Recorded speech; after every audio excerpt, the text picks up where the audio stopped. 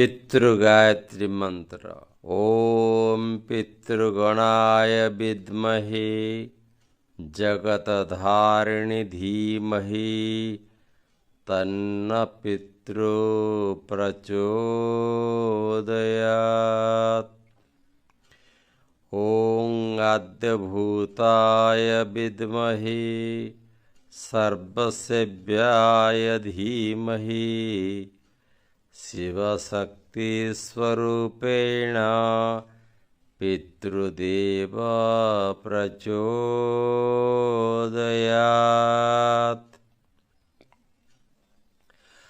ॐ देवताभ्यश्च पितृभ्यश्च महायोगिभ्य एव च नमः स्वाहाय स्वधायै नित्यमेवो नमो नमः।